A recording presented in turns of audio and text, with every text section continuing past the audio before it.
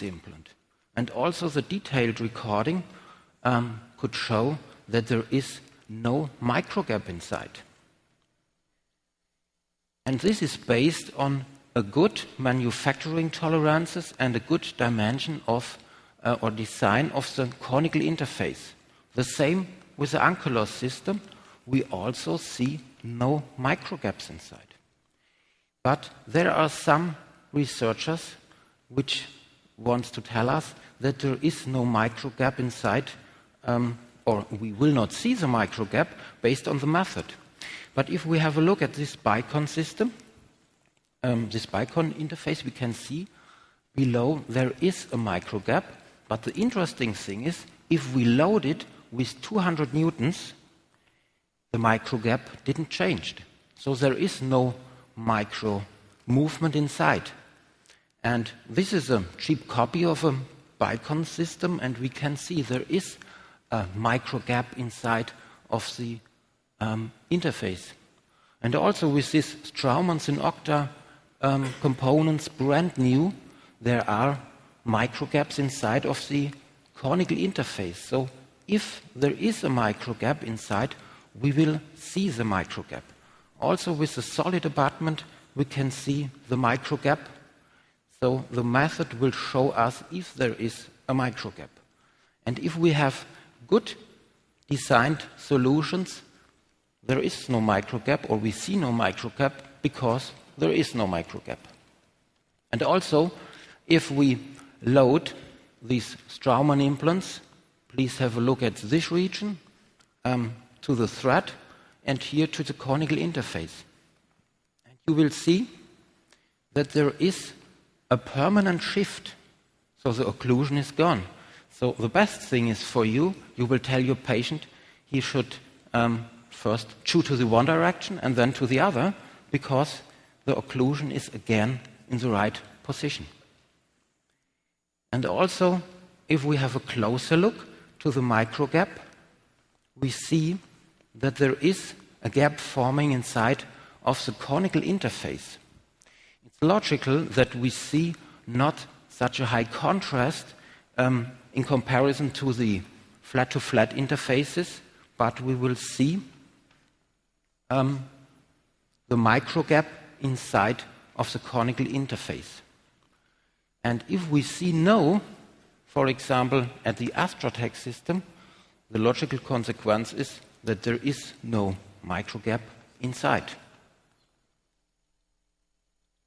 So also, if we see no microgap inside of the conical interfaces, it is logical if we fill it with radio-opaque material that we will see no micropump effect, because there is no microgap where the radio-opaque fluid can be sucked inside. So for better understanding what is the basic difference between flat-to-flat interfaces and conical interfaces, I have some pictures for you.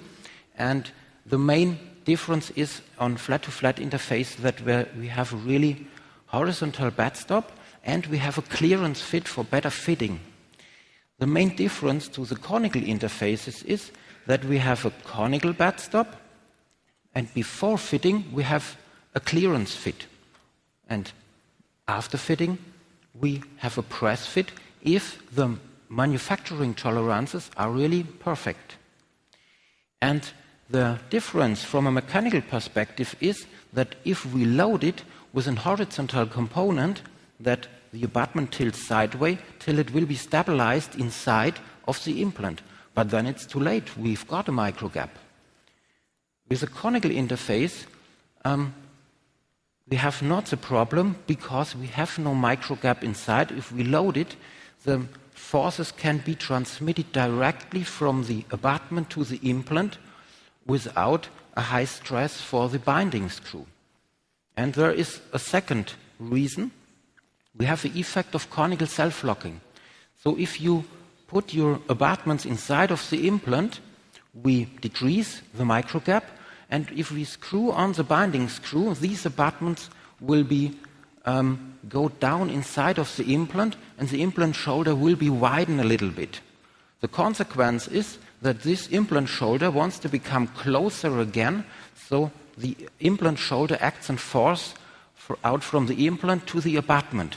And normally we should think the force from below will be moved out the abutment, but this will not occur because the cone angles are dimensions that we have high forces from outside and a low force from below. And based on the fact that we have a friction between, there is no problem. We have the effect of conical self-locking.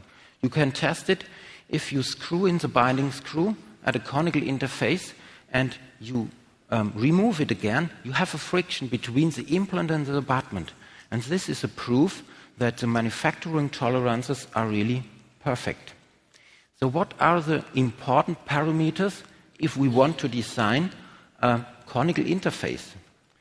The first one is the cone angle, then the length of the conical surface, the tension of the binding screw, and the manufacturing tolerances. And this should be like a perfect system. If one of these parts are not perfect, the whole system will not work. And we can see this from the bone level implant from Switzerland, and from the first view it looks really very good. But you can see that the conical interface, the conical parts are too small, and if we have a look to the video again and you have a look at this region, you can see we have also a permanent shift inside of this interface. And if we have a look to the detailed recording, we see that it is really a large permanent shift. And we also can see that it starts at only 100 newtons, that we have a gap forming. But the interesting thing is, in the upper region, at our conical interface, we see that the tension is so strong that we have no gap forming inside of the conical interface. But there is a movement inside because it's logical, the abutment tilts permanent sideways. And so we have abrasion inside of this conical interface. And one problem could be we have titanium particles inside and we destroy the titanium oxide surface. So the titanium oxide surface has to be built new, and so we have chemical effects inside near of the bone. And also there is an interesting literature from the orthopedic implantology where we can see that nano and micro particles, which has a size smaller than 10 microns, activates our osteoclasts. So we will get a bone loss. And so we loaded 200,000 cycles and we put it to an SEM analyze. And if we come nearer to it and have a closer look, we see there are really much abrasions inside of this conical interface. And if we have a closer look, we see that it is not only one particle, that are really much particles. And now we change the mode of the SEM and goes a little bit closer to it, and we see it's not one or two, it's 100,000 or million particles, which are smaller than 1 micron.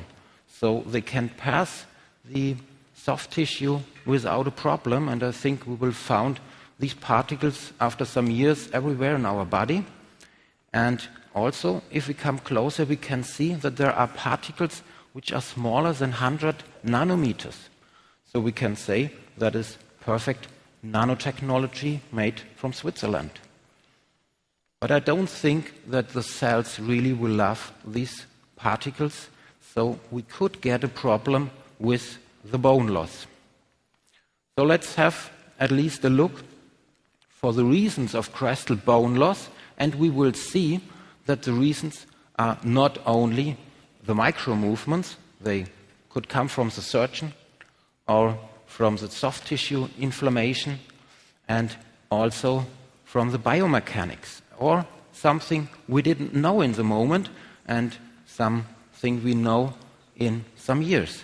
But if you have a problem with one of these factors, you will get a bone loss. You have to prevent everything.